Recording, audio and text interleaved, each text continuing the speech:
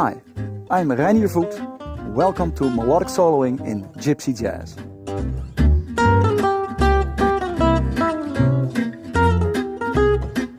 Building a strong melodic solo is one of the most important skills an improviser needs, especially in jazz and its European brother, Gypsy Jazz. You need to use solid building blocks to structure your solo into a story that people will want to listen to, and that's what we'll focus on in this course.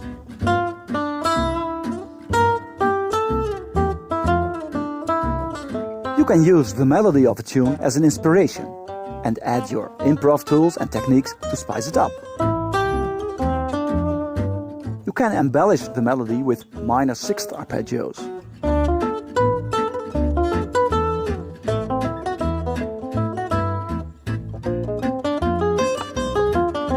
Add chromatic runs.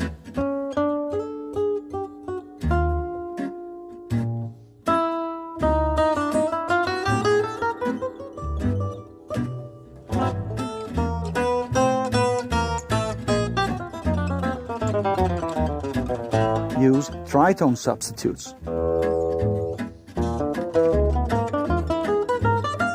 And diminished runs. Apply standard licks.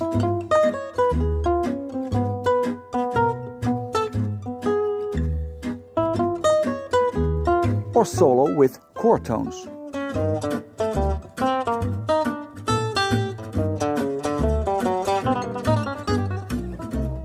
You can use these techniques in almost any song. I'll use the standard melodies and offer you several ways to construct a strong melodic solo. These example solos will get you a solid grip on all those concepts. Instead of running on automatic, you'll learn to become more creative and flexible in your solos.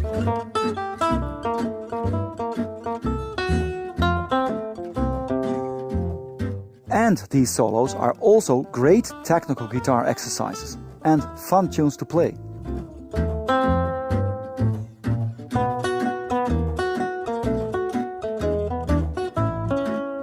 They come with tabs, backing tracks and extra information.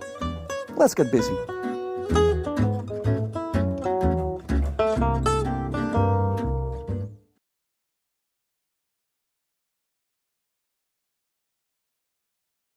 When you are able to find and play the most common minor sixth arpeggios and their fingering, it will give you a lot of possibilities for soloing over minor progressions. As mentioned before, minor sixth arpeggios give you that gypsy jazz guitar sound.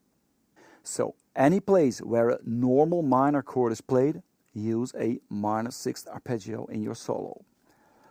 A minor,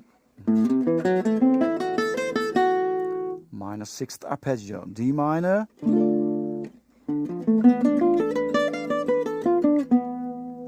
D minor sixth arpeggio. Another interesting application of the minor sixth is as a substitute for a dominant seventh chord. For example, play a B minor sixth arpeggio over an E7 chord, which in fact results in a E7-9 sound. The similarity between the B minor sixth chord and the E7-9 chord is quite clear. Just look at the chords. B minor sixth, E7, 9. And I'll give you an extra one. That is not a really gypsy-like, but sounds great. Since you're practicing minor sixth arpeggios now, why not use it in the following way? Play an F minor sixth arpeggio over E7 flat 9, very jazzy. That's E, and here the F minor sixth arpeggio.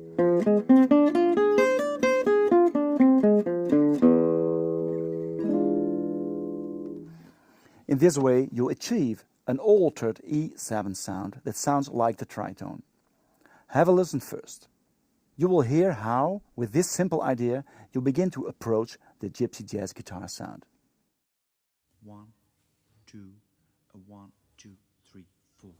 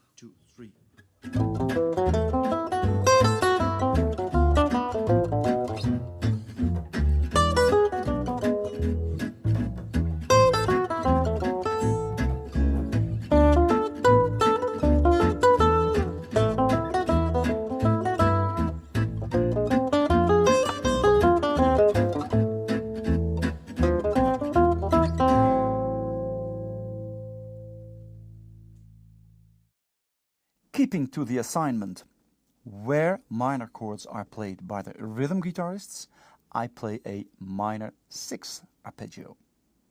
Here's a breakdown of my example solo. In bar 1 and 2, an A minor arpeggio going up and down again with the 6th, using the 5th position pattern.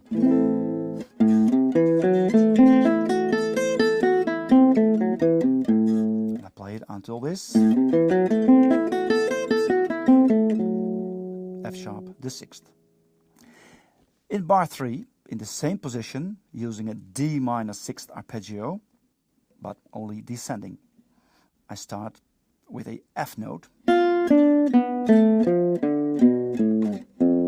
I end with this low F. In bar 5, I play the B minor 6th arpeggio very clearly over the E7 chord. Over E, it sounds very well. And in bar 7, I play something similar, but now over A minor. This is the A, the tonic. In bar 9 and 10, I use simple and easy to understand forms of D minor 6th in the 10th position.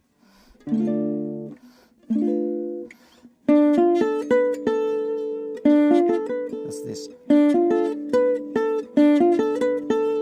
And I repeat the same thing for A minor in the 5th position. I only make some rhythmic variations.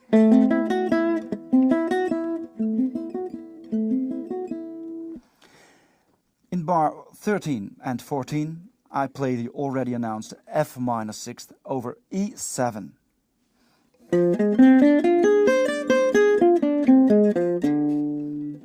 To end with the A note.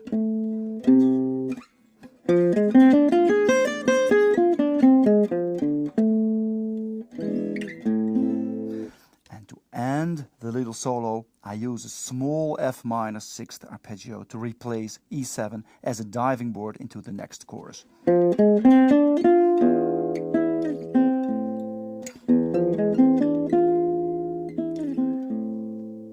Well, as I said, in general, a minor 6th arpeggio gives you a gypsy sound.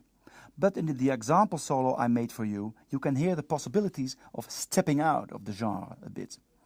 Consider it as playing jazz on your gypsy jazz guitar, and you'll get gypsy jazz with a temporary sauce. Django did the same, and he loved it. He felt free like a bird within this modern style of musical art called jazz. Go ahead yourself. Good luck.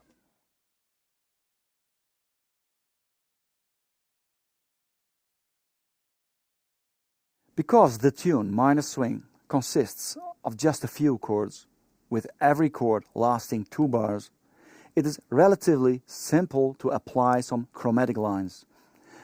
I will demonstrate variations on this concept in the following example solo. I start with some lines over one chord, for example A minor. But I also use chromatic movement from a chord note going to a note of the next chord, for example A minor to D minor. 2, 1, 2, 1, 2, 3.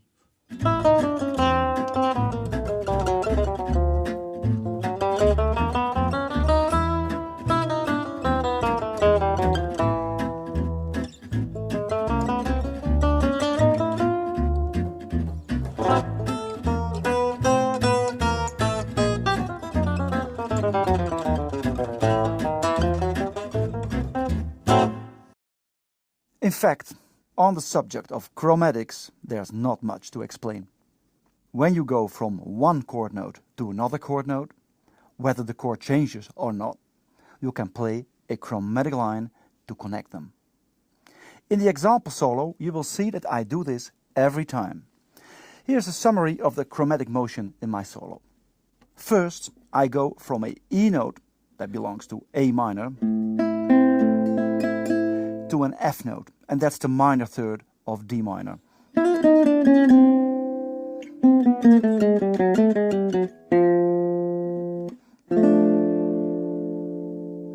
Second, I go from the same F note to an E note, the root of E7.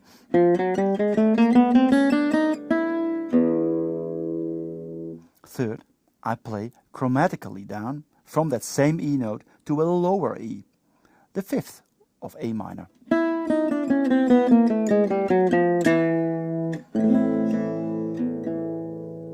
Fourth, a simple one, from the A note to a D note. Easy going from A minor to D minor, isn't it? And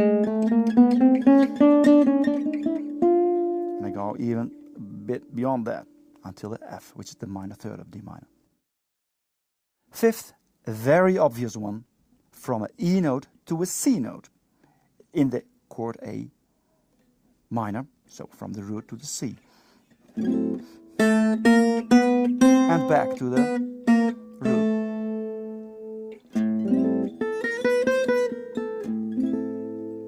Number 6, a real gypsy one, from the G sharp on the E string downwards to the A note, the root of A minor.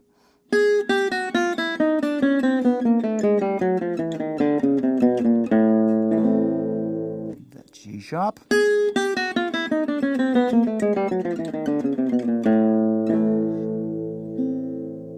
And the very last one, the well-known ending in gypsy jazz tunes, from E to A. And I go even beyond that to the C. And I end with A minor sixth with the F sharp in the bass. Try it yourself, just do it, and slide on until you arrive on the note of the chord that's being played. Good luck.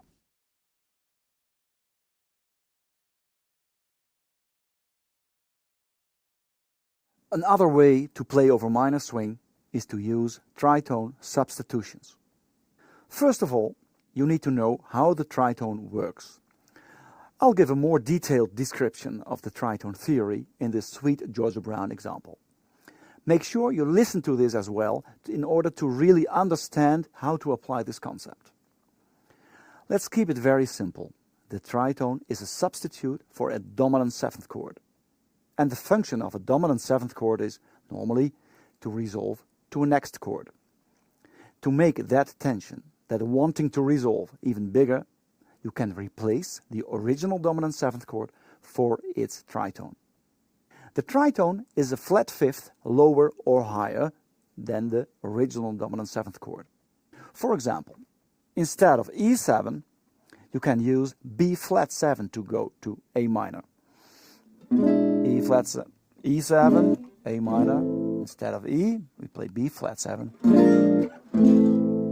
And to resolve to D minor, you can use the tritone E flat 7 instead of the A7. A7, D minor, E flat 7, D minor. Even if the rhythm players don't play an A7 chord, you could imply it for 2, 3 or even 4 beats. This will make the resolution towards D minor even more clear. Just try it. Don't be afraid of anticipating a chord that's coming up in the next bar. It will make your lines even more interesting. Most of the jazz greats use this throughout their solos. 1, 2, 1, 2, 3.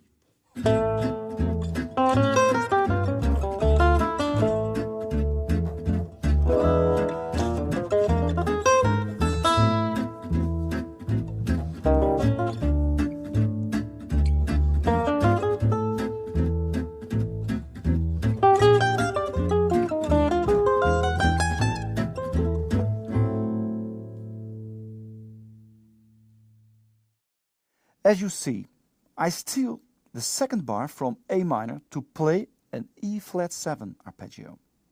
This announces or leads in the D minor chord which comes next in bar 3.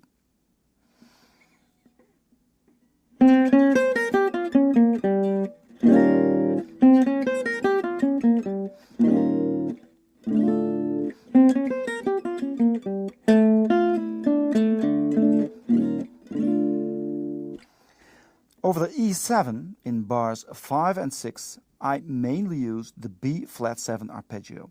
That's the tritone substitution. To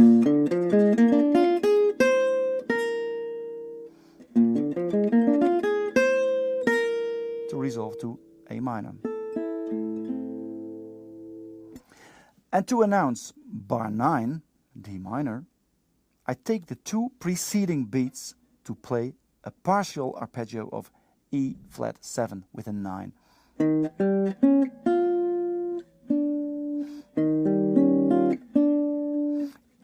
I make it clear to the listener that D minor is arriving.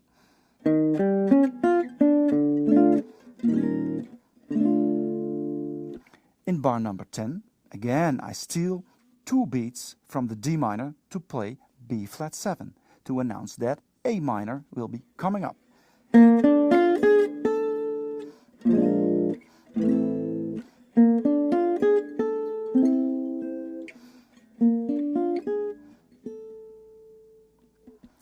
During the bars 13 and 14, I play around a B flat 7 chord, a high one. These two chords with a well-known lick.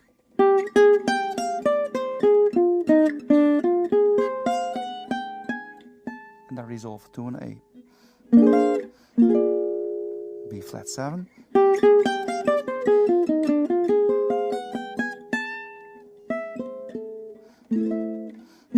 B flat 7, B flat 7, A minor.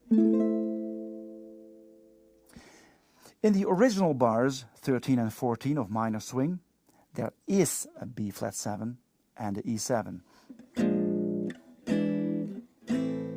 So Django, he was aware of this nice jazzy sound.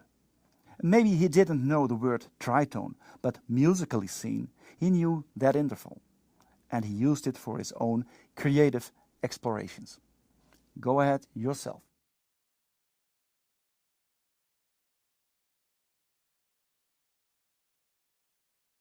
In this solo example, using only the first half of the chorus, I will start by playing the original melody.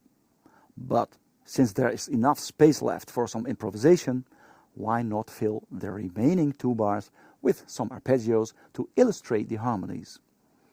Have a listen first, play the example, and last but not least, have a look at your fretboard to start to recognize the arpeggio patterns.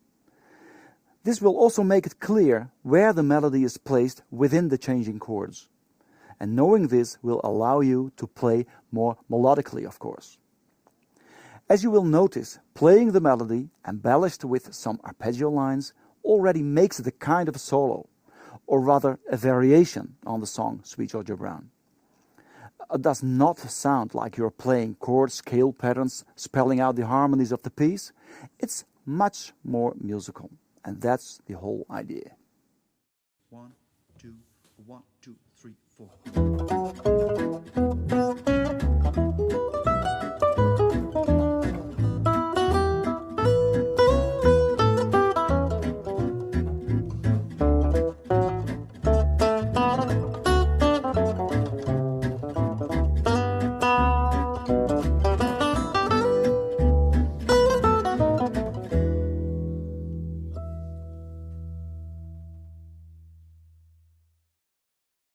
As you see, I start to play the melody, and where I have some space left, I make fills with the arpeggios of the chords that are played by the rhythm players.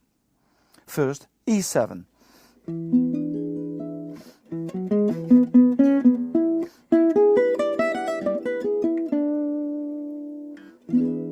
Then A7.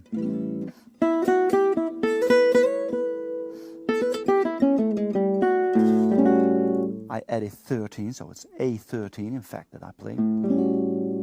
Then D7. I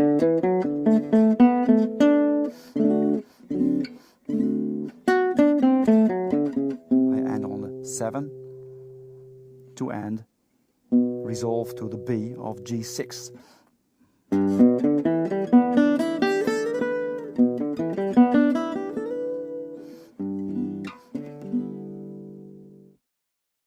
And to announce that the second half of the piece is almost there, I play the B7th arpeggio, which leads to the E7 chord that begins the second half of the chorus.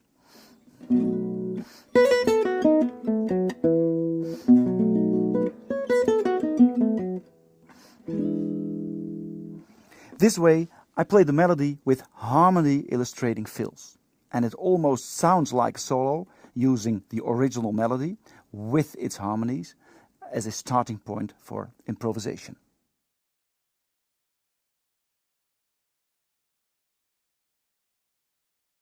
Just like dominant 7th chords, diminished chords are made for resolving. Sweet Georgia Brown is full of 7th chords, so here we go. It is easy to hear that diminished arpeggios sound great over the dominant 7th chords. First, have a listen to the example, and you will immediately recognize the Gipsy jazz guitar sound. I will explain later how it works.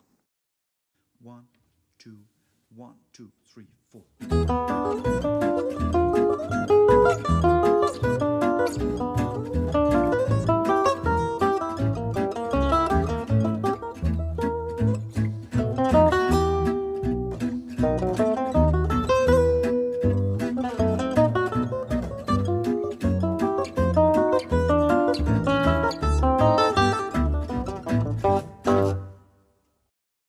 The most important thing is to know how to find the right dim chord that can be used over a dominant 7th chord. It's easy. Start on the flat 9, which is a semitone up from the tonic. Easy to calculate. This is E7. I go a semitone up from the root, and then you have your substituting dim chord. Or you can start on any other note of that same dominant 7. Because with the exception of that flat 9, every other note is the same in both a dominant 7th and a diminished chord. The dominant 7th chord and there the diminished.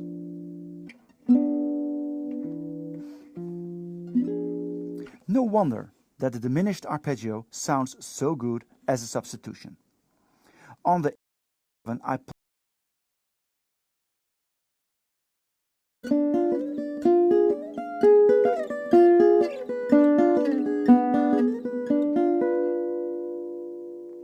it's based on this chord, E7. When you lift this one, semitone, then you have found your substituting diminished chord. I use only this one, and I do the sweeping trick in minor thirds, etc. You will recognize this small E7 chord everywhere.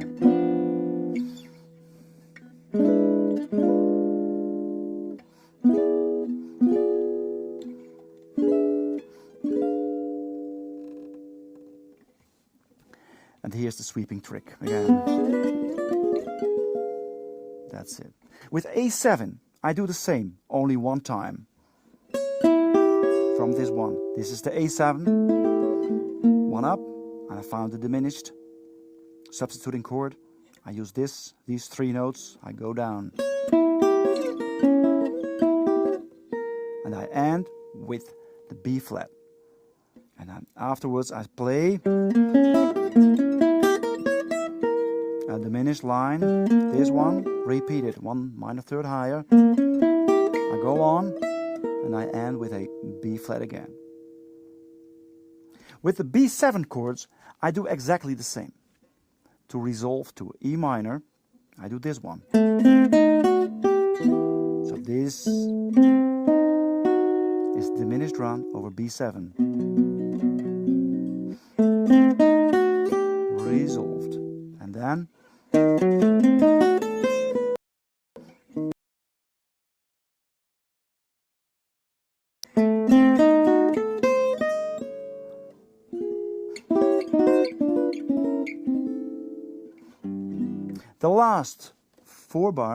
in the last 4 bars, I substitute every chord with a dim. These chords, G, F sharp, F7, E, E flat, D, A, D7 and G. Those chords I substitute with a dim chord, and I do the same sweeping trick.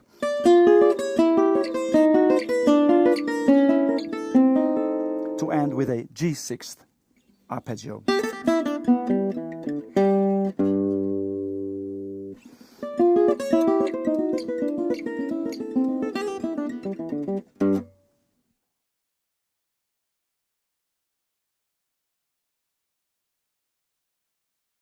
The use of the tritone gives you a sound which is distinctly jazzy. It is an easy way to alter dominant seventh chords, making them sound hip and a bit dissonant. Have a look at the explanation about the tritone in the chapter Minor Swing. In this example, I apply the tritone concept in the same way. But of course, it sounds different because it is another piece. But the same principles are being used. Have a listen to my example. 1, 2, 1, 2, 3, 4.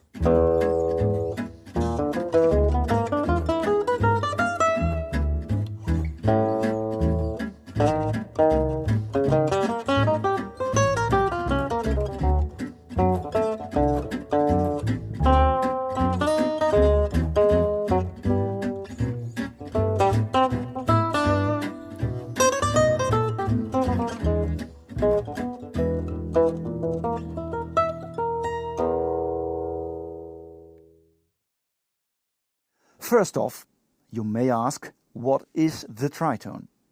It is simple.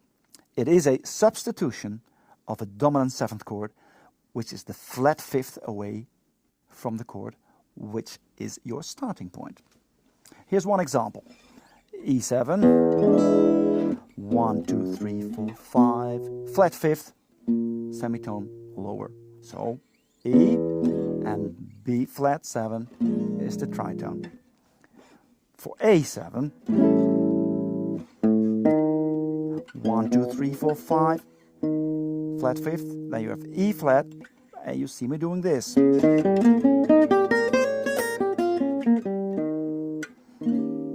For D7,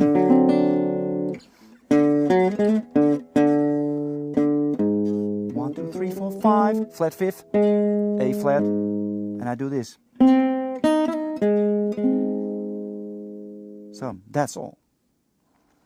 Another way to locate the tritone, it is a semitone above the chord you are resolving to. So if you want to go to A7, and that's what E7 is going to do, go a semitone higher than the A7, and there you have the B flat again. This is easy to find and useful for training, as it forces you to anticipate the chord you want to resolve to. It's like chess. It's always good to be able to see a few moves ahead. So practice the dominant seventh chords, both the original and the tritone substitution. Play the arpeggios, find licks that are based on the tritone, etc., etc. Then you will be able to incorporate this unique sound into your playing. Give it a try.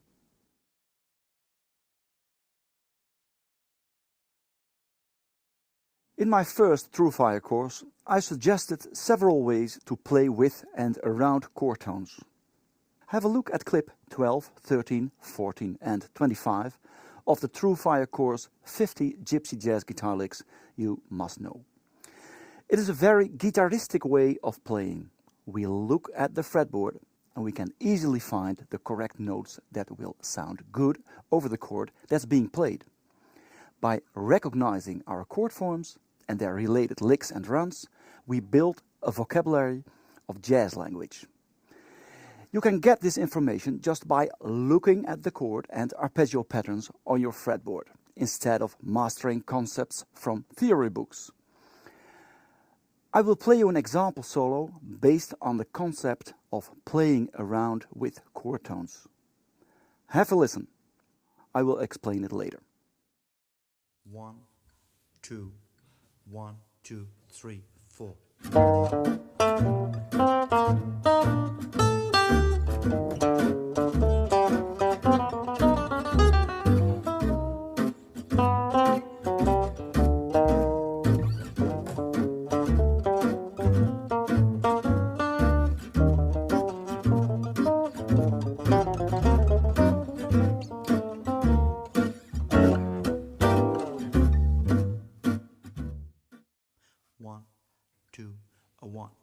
3, 4.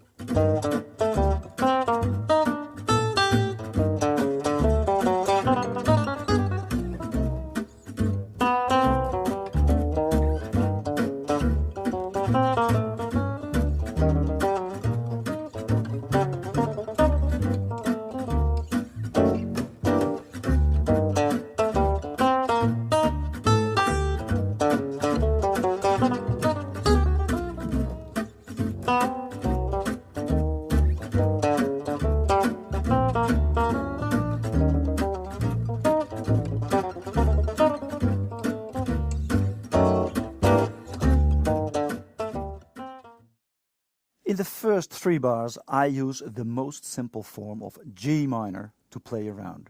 That's this form.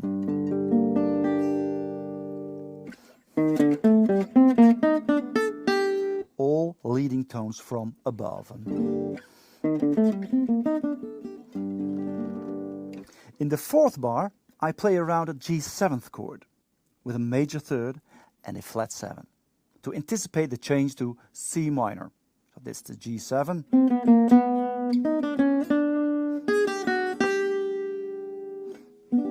And then it's the 7 of G7 that leads to C minor. In bar 5 and 6, I use tones around a standard C minor chord in the 3rd position. All leading tones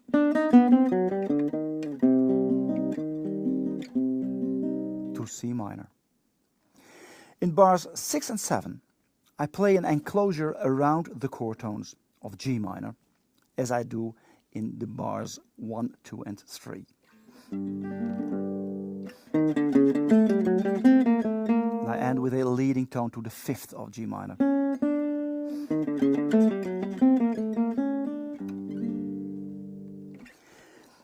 In bars 9 and 10, I use a triad of E flat.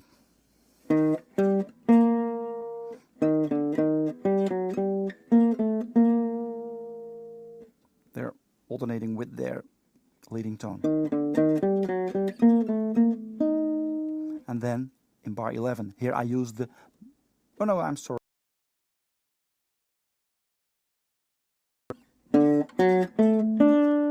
And all the notes enclosured by this. That's for D. And then in bar 11, I use the minor third of G minor to play around. And then the very last chord, the G minor 6th with the 6th in the bass, to which I glide as well. It's like 4 leading tones in one time. Why not? It's like this. And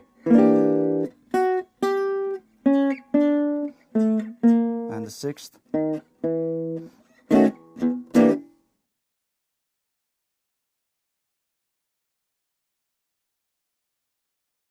This idea is very obvious. You play the whole chord you would like to play by letting your plectrum fall down from the lowest string of the chord to the highest one. It gives a typical effect, one that Django used quite often. It is a real guitar thing. Let the strings sound. Have a listen. 1,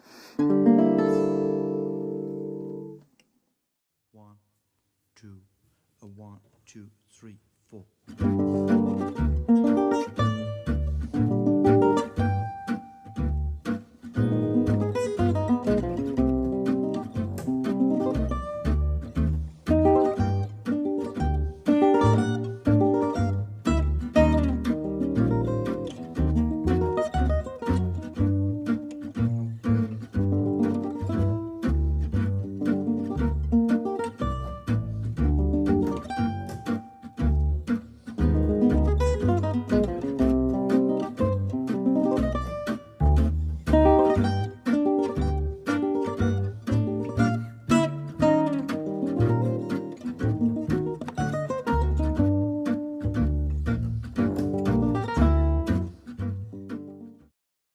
As I told you, and as you can see, I grab the chord and I push through the strings with my plectrum, G minor.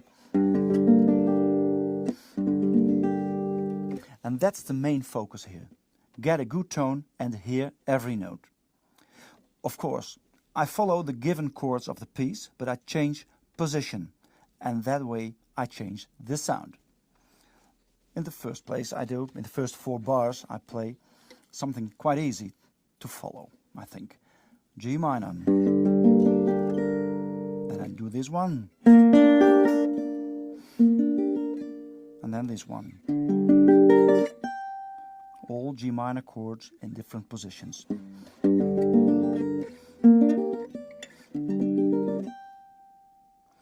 At the end of the first line, in bar 4, I play an A flat minor 6th chord.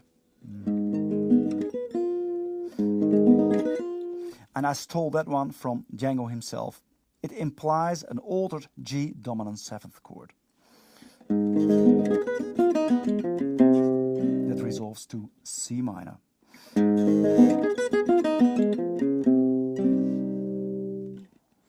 In bar 5, a simple, well-known C minor chord in the 3rd position, followed by this one.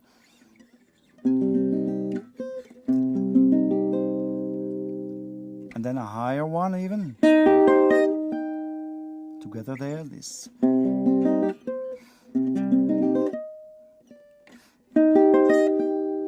Well. And then some easy to recognize G minor forms. That's this one. I use these 4 strings. And I end with a high G note. And then you get a kind of a descending line. Then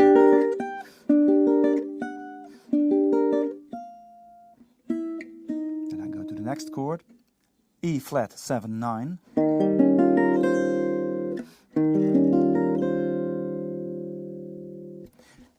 And now for the last one, I reuse the sound of bar 4, but now to play an altered D7 chord. So I play this one. A semitone higher than the D itself, an E flat minor 6 chord, and I resolve to G minor.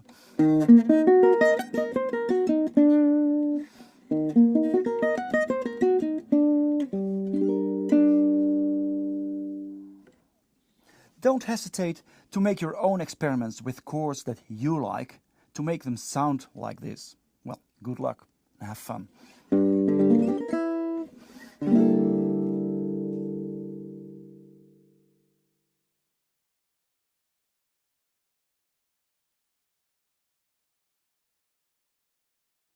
For this topic, I once again refer to my course 50 Gypsy Jazz Licks You Must Know. Topic number 16, the harmonic minor scale.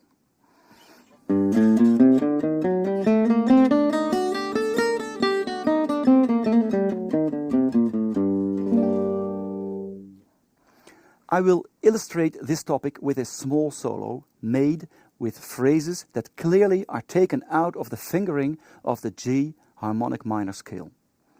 I'm doing this in and around the 3rd position.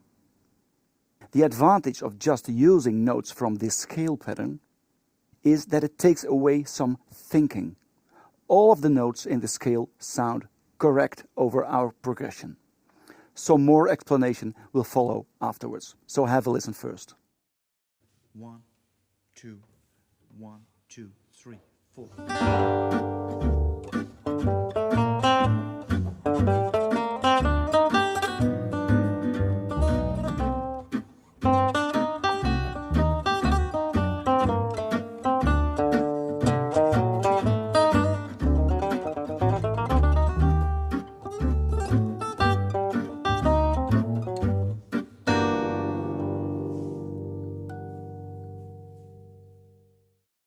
The scale covers the tonality you are playing in.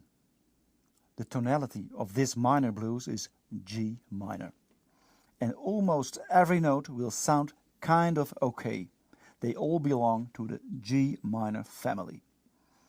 Not only the G minor chord, but also over the C minor chord and the D7 chord. their notes are kind of hidden within this scale. You will notice that every line I play starts with, or at least accentuates, a note of the chord that is played at that very moment by les pompistes, the rhythm guitar players. And you can make your phrases outline the chord that's being played at that moment by starting with a chord note. I will explain line by line. For the opening phrase, I start on an upbeat, playing a D, and then I begin an ascending line starting from the G note, just playing through the scale.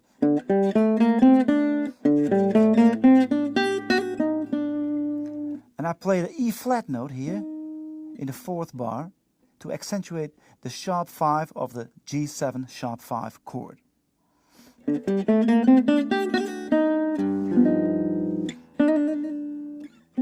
bar 5, C minor, I start with a C note, to end in bar 7 with a B flat note, which is the minor third of G minor. That's C minor. And I go on to the B flat, the minor third of G minor.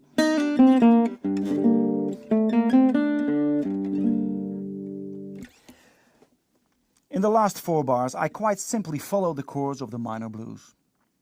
Over D7, starting with a D note, a quick repeating motive.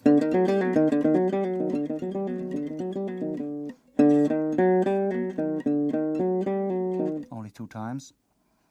And then a run upwards, ending with a G note, which is the third of E flat 7.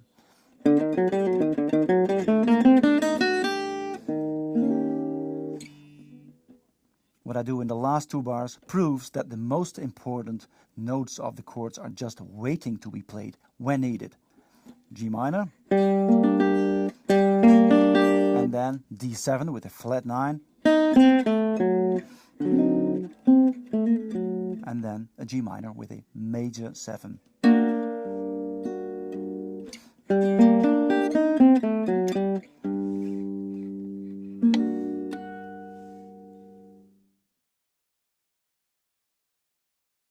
When you start with a note of the chord that is played by the accompaniment, the rest of the notes will sound correct on condition that you end, again, with a chord note of the new chord.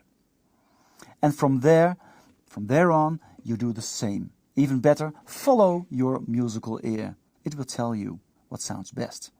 And try to avoid too much thinking, please. Good luck. Conclusion. If you master these 3 topics, you will be able to make a solo with some variation in your playing by applying them here and there, wherever you want. Without too much alteration of these concepts, your solos will already sound more secure and stylistically strong.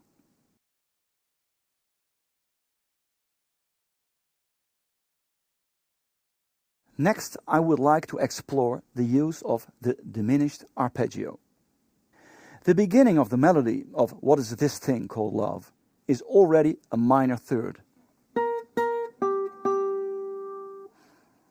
The B part also starts with a minor third, which makes it a perfect candidate for the use of diminished arpeggios. These are repeating minor third intervals. I will play diminished arpeggios over the dominant 7th chords, which resolve to their root chords.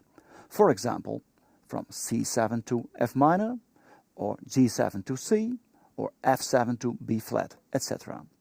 But first, have a look and a listen. I'll explain everything later in the breakdown. 1, 2, 1, 2, 3, 4.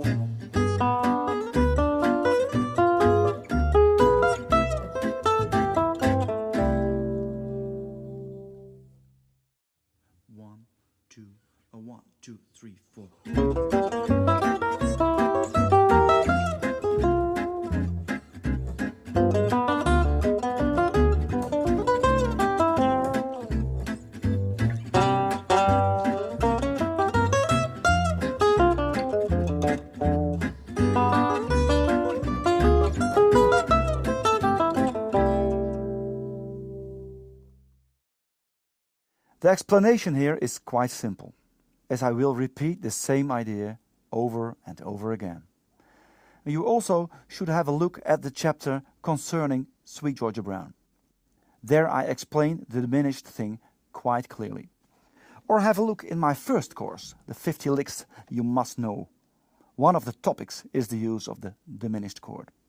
Well, as you have heard in the example, after playing a diminished arpeggio, I always resolve to the next chord.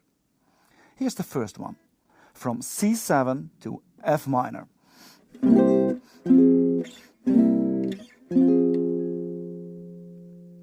I start the diminished phrase with a flat 9, that's a semitone up from the tonic, C, flat 9, and I go up until I reach the F note.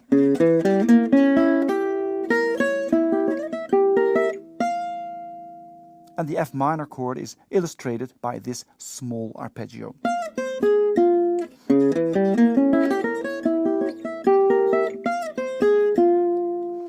And the second one, G7, with its diminished substitution, resolving to C major.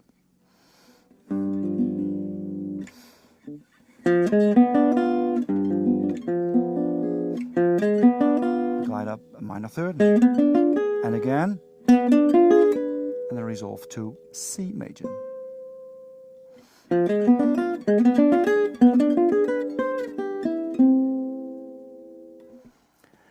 I start the second A section with C7 with a diminished arpeggio again.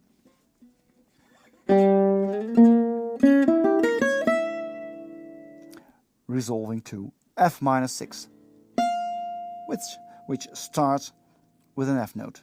That's this one. To go down, following the F minor 6th arpeggio until a low D note.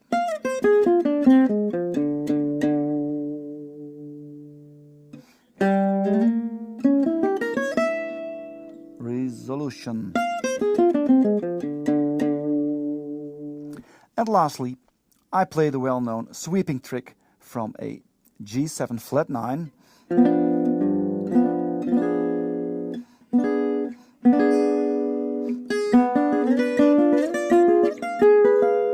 resolving to C major 6.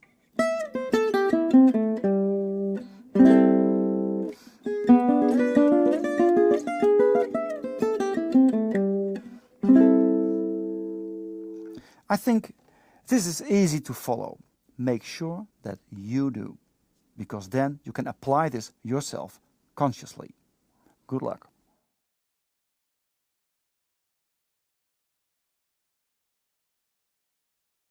Over this progression, inspired by What Is This Thing Called Love, we will look at a few ways to play a melodic solo. Let's start by exploring the original melody. You can always use the melody as a guideline for your solo. In fact, it is perhaps the most natural way of playing a solo, or creating variation on a tune. Every song does not only consist of some chords, but also a melody. Exploring the melody can inspire you in a different way than playing only arpeggios or licks. Make sure you combine everything you have in your fingers and in your creative mind. This includes using the melody of the song as a structure for your improvisation. In the solo I made for you, I just want to give examples of how you could think. It may sound a bit stiff, but it's there only to give you possibilities of using a melodic motif taken out of the original tune. Have a listen. 1, 2, 1, 2, 3.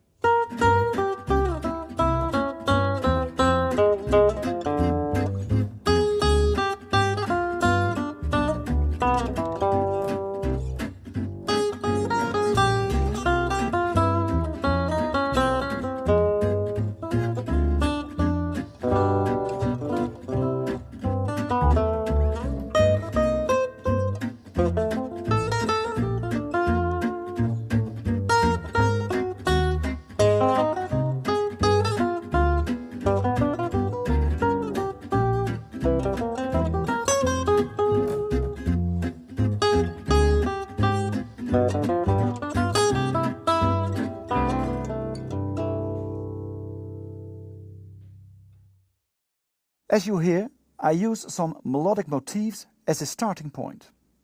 In order to do that, I need to know some guitar grammar. I need to know where the different chords and arpeggios are found on the fretboard.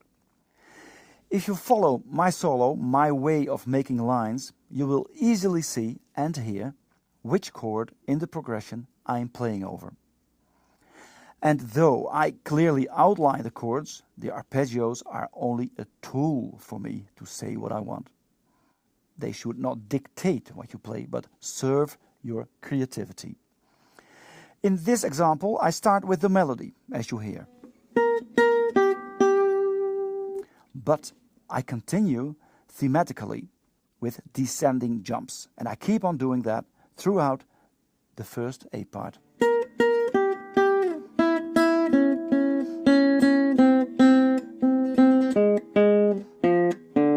All jumps down. Be able to recognize your chords, their shape and related arpeggios included.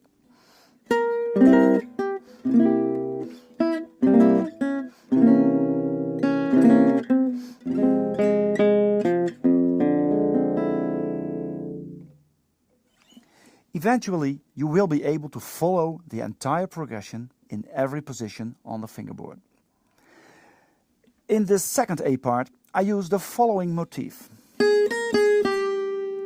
It is the next melodic motif taken from the original melody of this tune. I then apply this idea in different places. I refer to the melody, but as you hear, I use it as material for building my solo.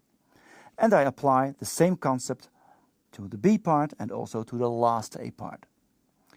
I recommend to listen to some Django solos, where he uses melodic motifs as starting point for his improvisations. Of course, he knows exactly where to find everything that he needs on the fretboard. Go ahead yourself. Good luck.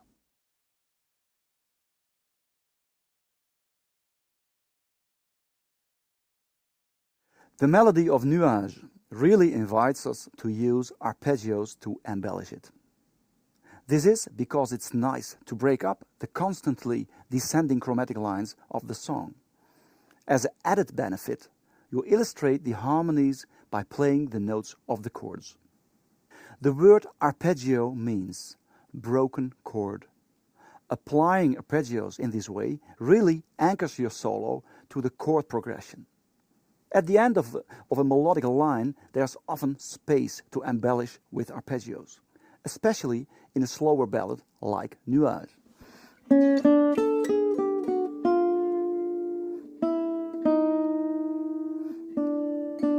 2, 3, 4, 1, 2, 3, etc. So this, time enough. I will play an example solo with some arpeggio lines executed just after the melody, where there is still time left in the bar. So listen and count along. This way you will be aware of how many beats are left, and when you can, fill the space with some extra lines. 1, 2, 1.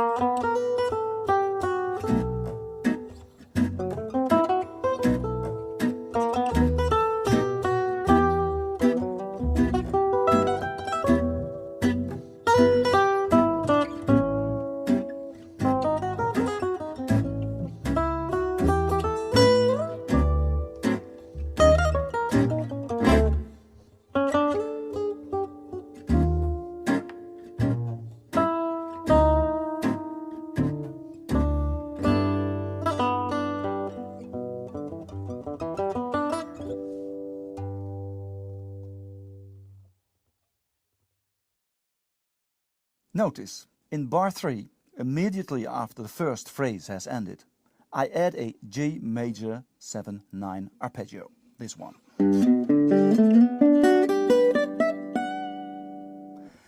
There's plenty of time to fill in the gaps between the melody lines. On the other hand, make sure that you end with enough time to start the upbeat for the following phrase of the melody. You need that time. The next fill I make is in the second phrase, but a bit earlier, already on the D7 flat 9 chord, which I consider as a diminished E flat chord. So I start with an E flat note and I play the arpeggio up until a high E flat note. That's this one. To end with a high D note, and that's the 5th of G major. This is followed by a descending arpeggio of G major 7.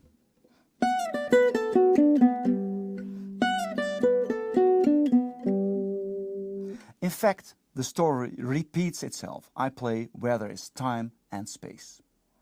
In bar 9, I play the arpeggio of F sharp half diminished.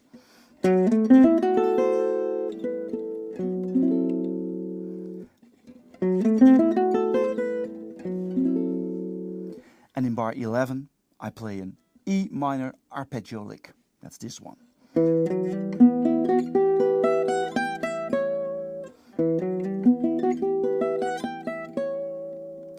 And in bar 13, I play a A7, A flat 7.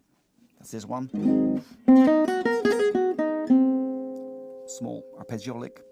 And I resolve to A flat back.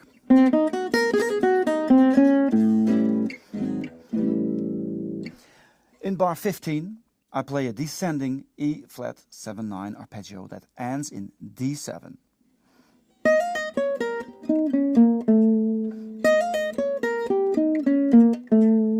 This is the last note, and that's the 5th of D7. So you can follow these forms. Well, you see, knowing your arpeggios can really embellish your melody, and it gives you solid material for soloing as well. So know your arpeggios. Be able to outline the harmony in any song and wait for the right moment to embellish your melody. There's always a space here or there. Good luck.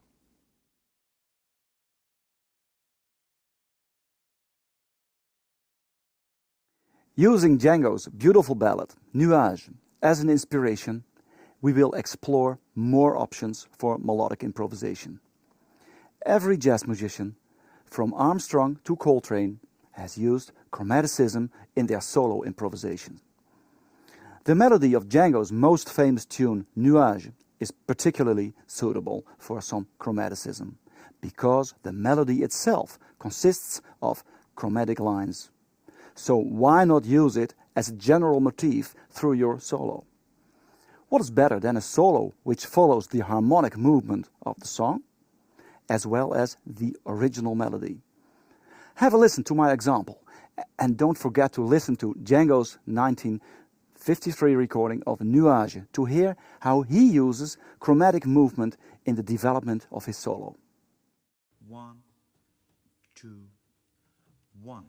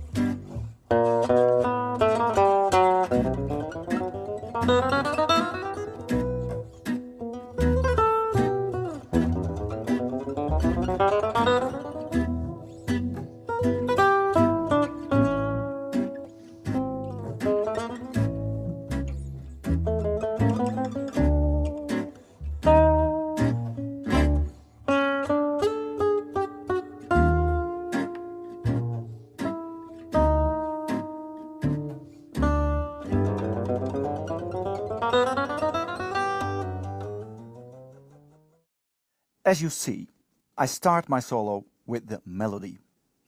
As soon as there is any space to add a chromatic fill, I use it. It is important that you start with a chord or a melody note, and after having gone down or up chromatically, that you end with a chord note again. Have a look at this topic in my 50 Licks You Must Know course about chromatics. I start my first chromatic line with a E flat, which is the flat 9 of D7. And I descend chromatically to the low D note, which belongs to the G major chord.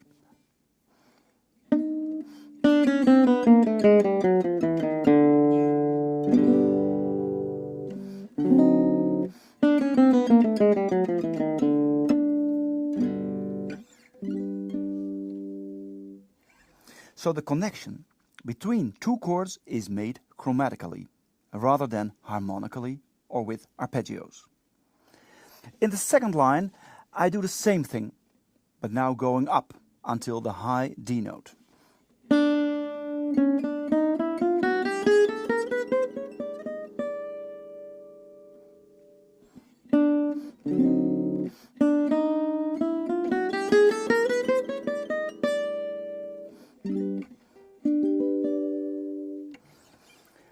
The next line I stole from Django himself, the inventor of all these beautiful guitar tricks. I play a chromatic line over B7, starting with a B, the root, and I go up to a high B, the root again.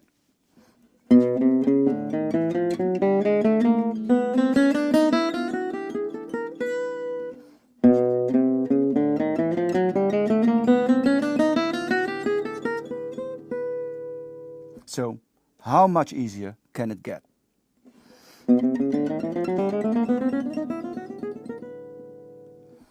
In the fourth line, over E minor, I do the same thing. Starting with a low E string, I ascend chromatically using open strings when possible, like Django did himself, and I end on an E note again.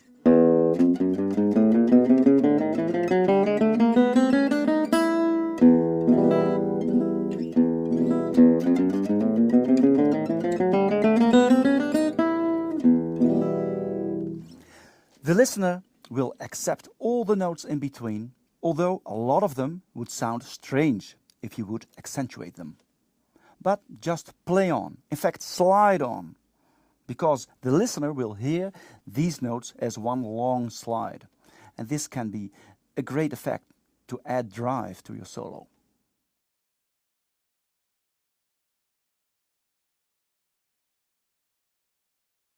Let a standard lick be your inspiration.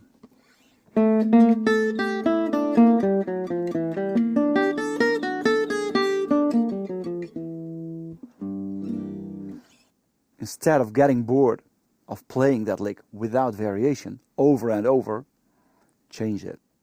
You will see I use the notes of the lick, but I don't necessarily play them in the same order. I should say, consider the lick to be a very nice scale, and let's be inspired by the notes it gives you. The notes themselves are proven to be good, so don't think too much about that. Just try and play like a blues player who uses his pentatonic scale with only 5 notes throughout all the chords of a blues. He doesn't think, he just plays. Listen to some ideas that I came up with using this concept. And don't forget to come up with your own. 1, 2, 1, 2, 3, 4.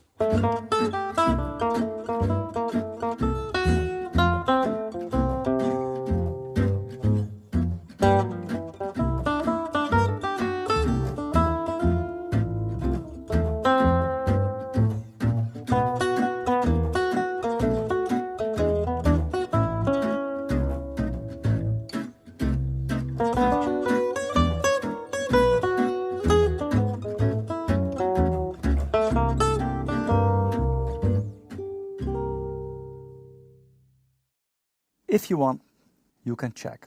But trust me, every note that I play during the first 2 bars of each line is taken out of the lick. I apply the notes of that lick over the bars with G-7 and C7 chords. G minor 7, C7, 9, and this one, G minor 7, C7, and the lick.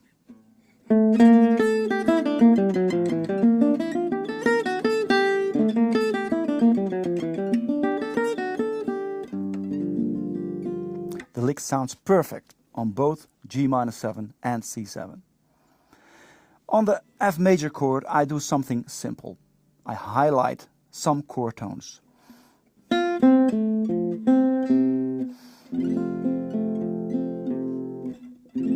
Very simple.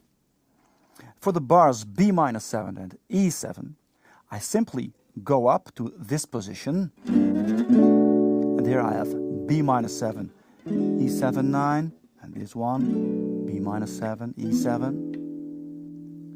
And I use the same lick to make something new. Again, every note that I play is a note that comes out of the standard lick.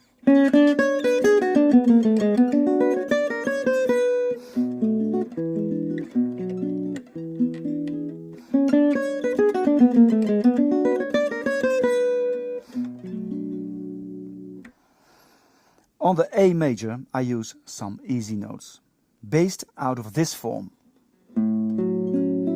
A sixth. First time I do only this.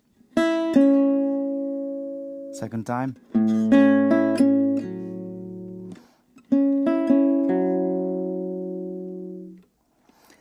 Important, try to find nice combinations and motifs or phrases yourself. The notes in the lick all sound good over their related chords. So don't worry, just play and try out some ideas. Good luck!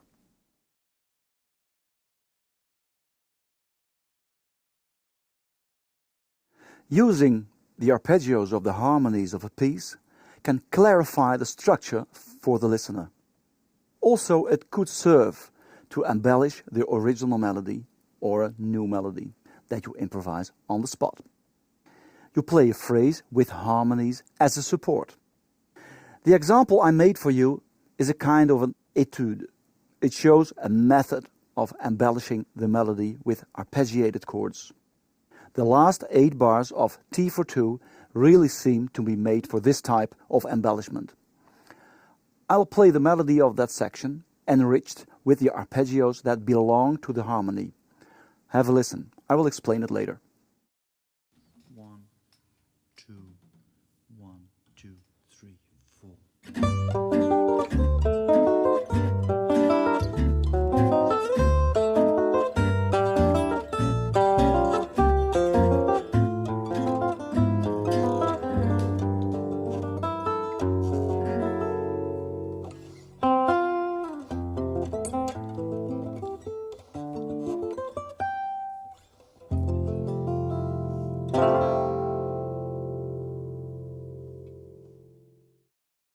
If you want to embellish a melody, you can provide some depth with arpeggiated chords.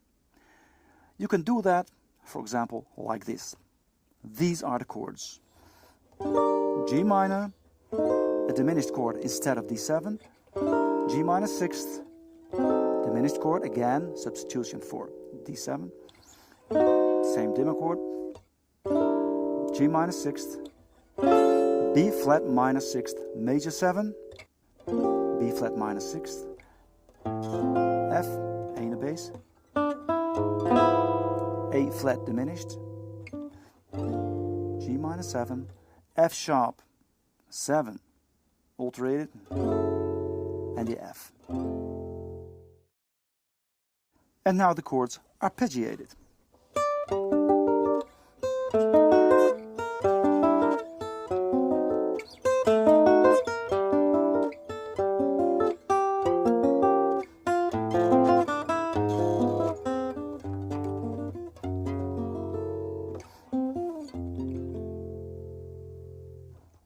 A note about the plectrum technique.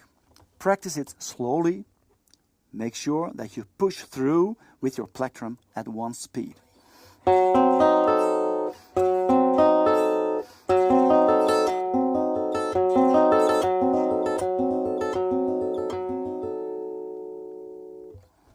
You should speed up later on. Training this way will make the arpeggiated chord sound clearly articulated. And then here the last arpeggio run. F major. And this one, which is A minor with a 7. A minor 7, A minor, is a substitute for F major. If you look well, F major 7 is almost A minor. For that reason, you can use A minor as a substitute for F major. Then the next one, D minor. And D minor is also a substitute for F major. Look well, F major, 6th, and here you have the D in the bass, and then you have D minor, 7.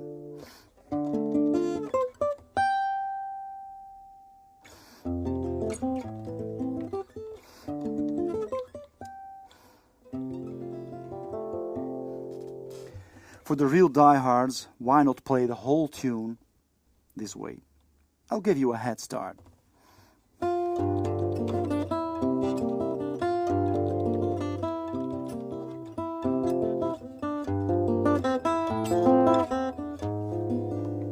Etc. The rest is up to you. Good luck.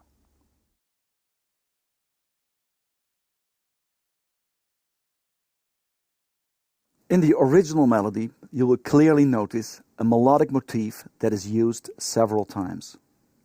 This makes the melody rhyme and sound logical. In short, it makes for a catchy tune. The task of a soloist is to make a new melody. In this case, the original melody gives you plenty of useful material to work out in your own solo. Consider it as inspiration for free. 1, 2, 1, 2, 3, 4.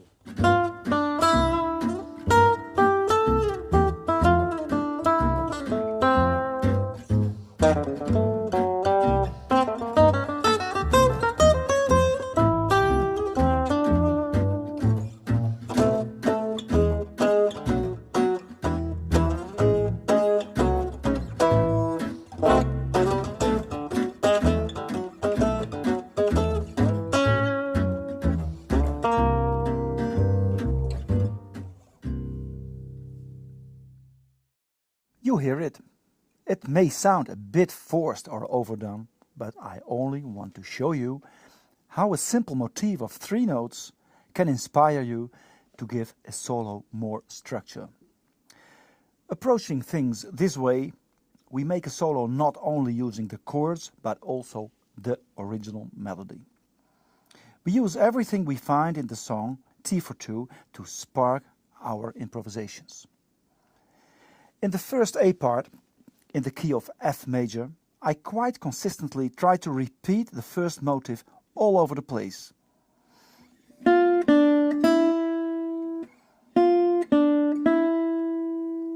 Make sure you stay in the right key and be conscious of the chords you are in.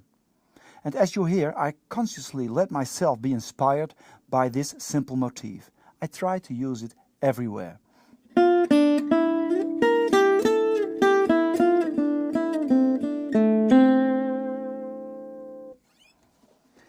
In the second A part, the next 8 bars, the melody repeats, but in another key, the key of A major.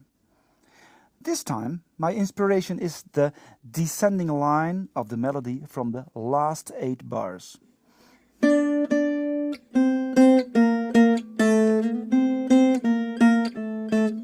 Etc. The chords are in the key of G minor now. But I have to implement this concept in new chords, these ones.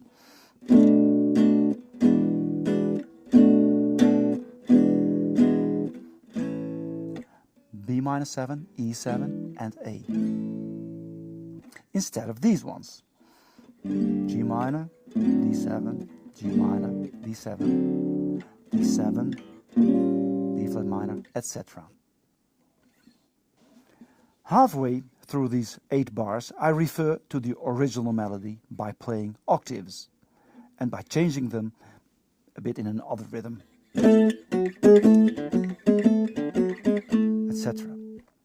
I end these 8 bars with the following notes, again referring to the tune itself, which is A major, followed by these 2 notes, which is G minor 7 and C7 after that. Playing this way can really help you to be freed of too many standard licks, arpeggios, scales or pre-planned lines. At the same time, you really need to have these melodies in your fingers, and you need to have the tools in stock to execute your ideas. It will make it much easier to develop this new way of getting inspiration. Use the original melody. Well, go ahead. Feel free to try anything you want. Good luck.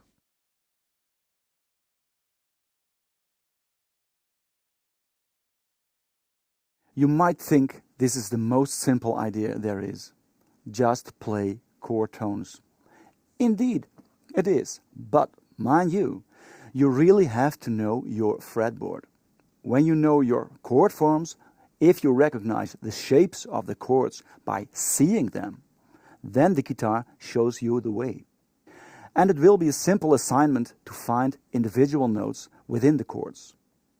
I will play an example for you, but it goes without saying that the possibilities are endless. 1, 2, 1, 2, 3, 4.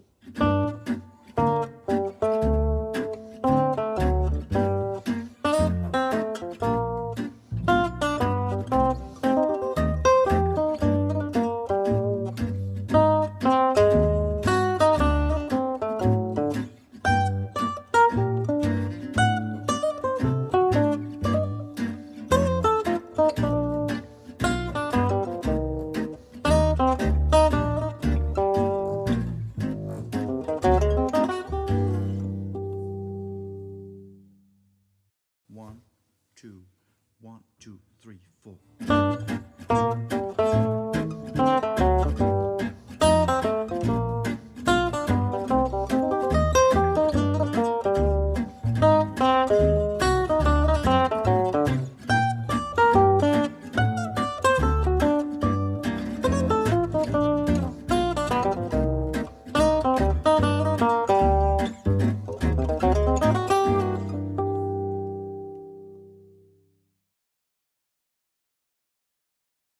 As you see, it is always obvious where I am within the chord progression.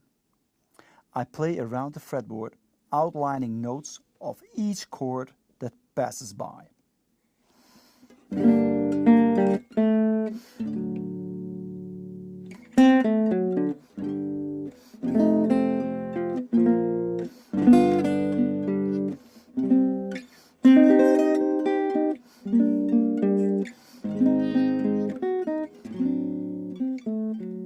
Etc. etc.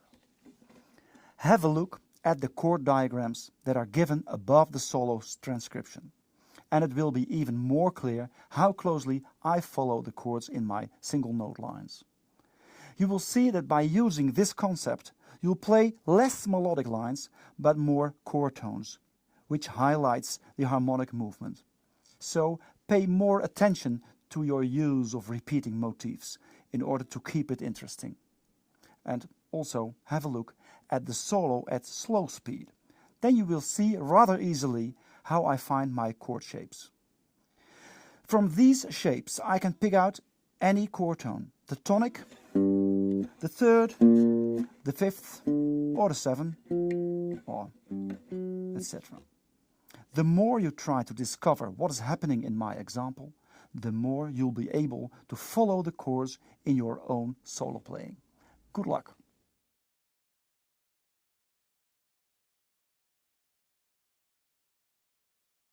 A very obvious and logical way to play over minor chords is just to play some minor 6 arpeggios.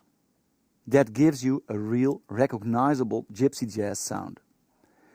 In my second course, a guidebook to play gypsy jazz guitar, I show you 5 important ways to play minor 6 arpeggios.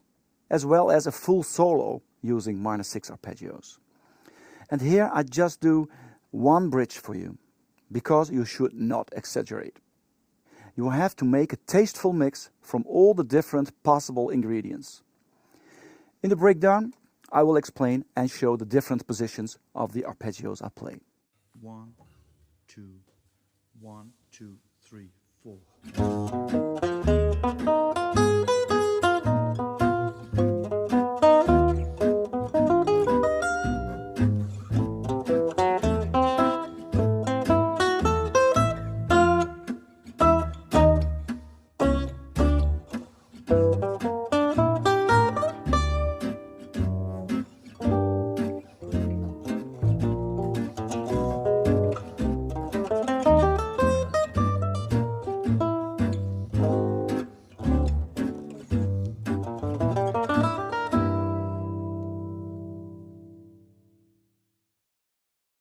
One, two, 1, 2, 3, 4.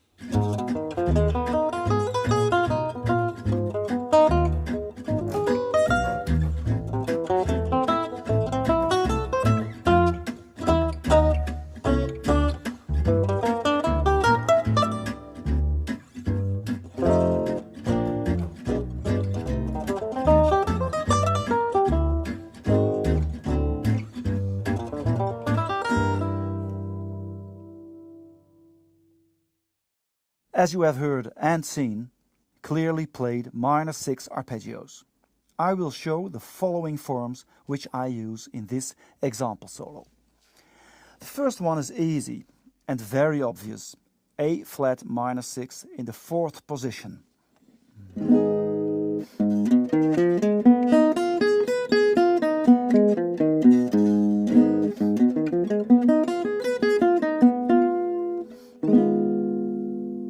The second form is this one. And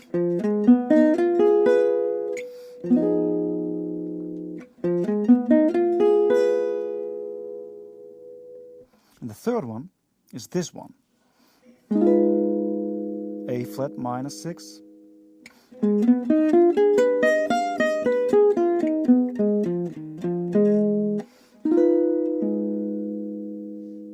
And I combine them together.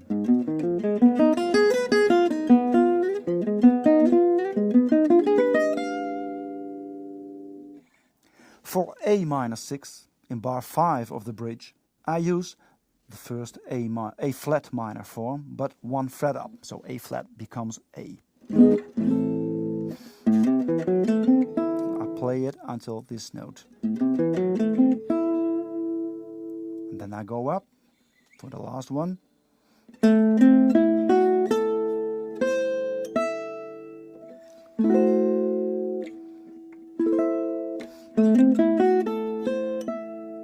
A minor 6th. In the beginning of the last A part, I start with this G minor 6 arpeggio.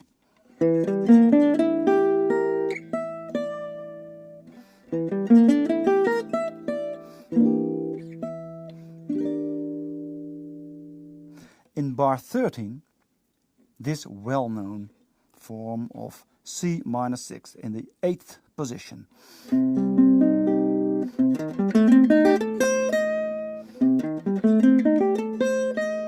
To end in G minor 6, based on this form.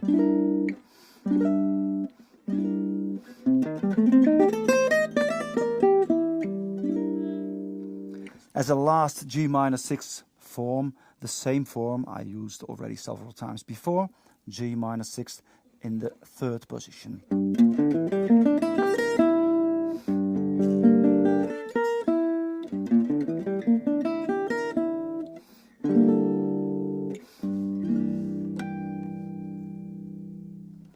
Good luck with your practice.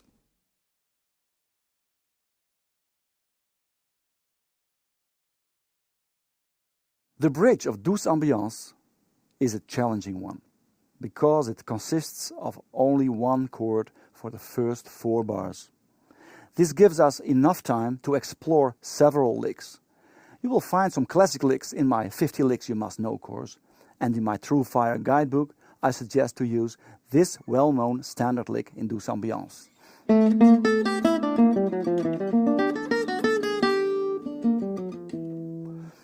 Well, to avoid repetition, I will use another one this time. I also recommend to sort out some solo lines from other guitar players and not only Django's. You will probably find some nice things that you like to use in places you would like to make them fit. I found Boulou Ferré, the son of Matelot Ferré, to have some nice original minor tricks, which we can use to get through the bridge of Douce Ambiance. Have a listen to these suggestions in my example solo.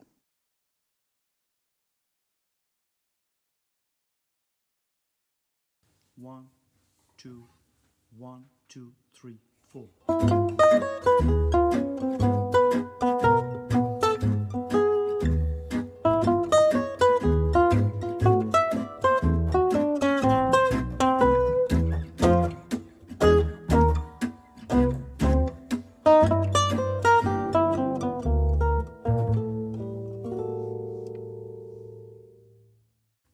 One, two, 1, 2, 3, 4.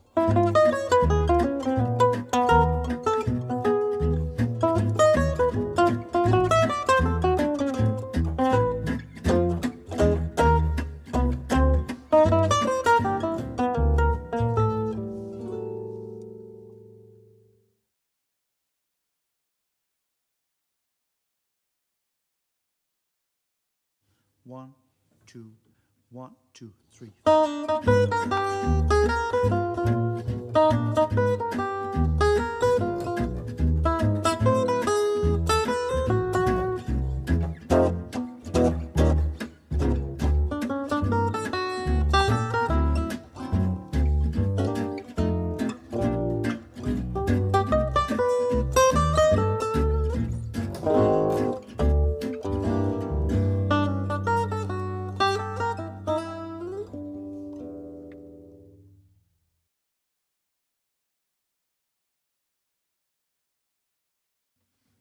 One, two, 1, 2, 3, 4.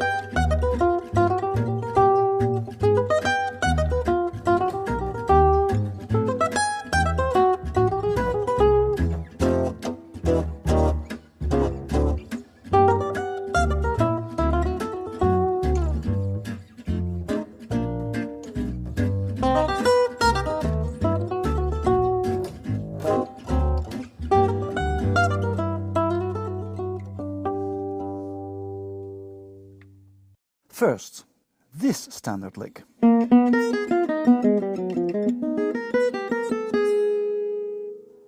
very well-known one.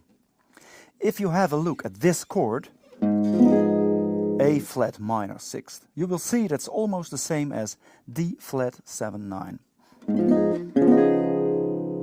And this piece of the chord is common, the 4 highest strings. Well, this fact gave me the idea that I could use this lick over D flat 7 9, as used in the example solo, over A minor sixth, A flat minor sixth as well.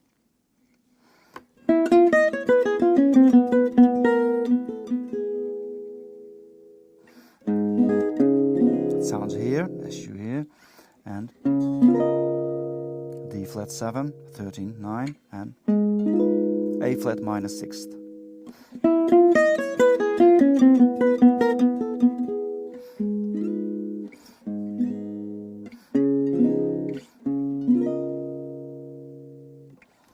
Of course, you can glide and slide with this idea in any direction you want. A minor sixth with D7.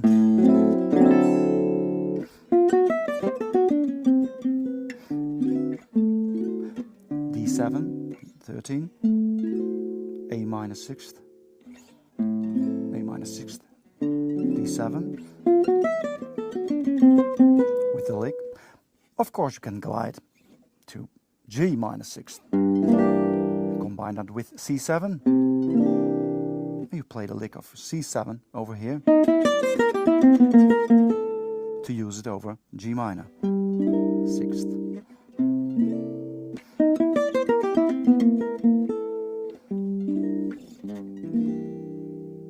You should have a look in the 50 Gypsy jazz guitar licks you must know, where I break this lick slowly down, note by note. About the two licks that I stole from Boulou Ferré. Here's the first one.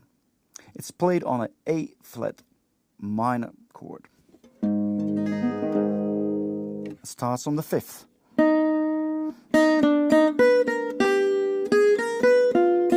And it ends with the 6th here. Major 7 is in it as well.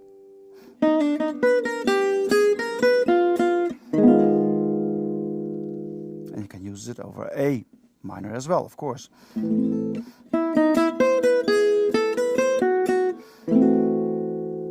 Etc. And this is Boulou's next lick. Be aware of the fact that this one starts with the tonic, A flat, and it ends here with the major 7. This is the whole lick.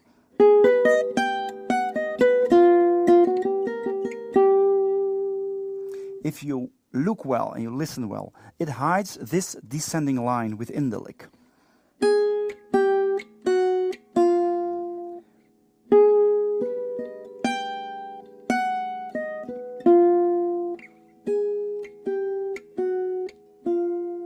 In a way, it sounds a bit like this well-known lick, played by many gypsy jazz guitar players. There's this one.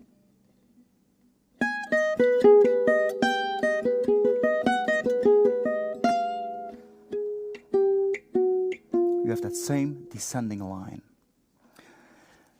In my opinion, is this one a really nice one, because it accentuates the major 7. That's this one, the 6th, that's this, and the 9, to end with the major 7 again. All of them give a special color to the chord, and that's nice. Good luck.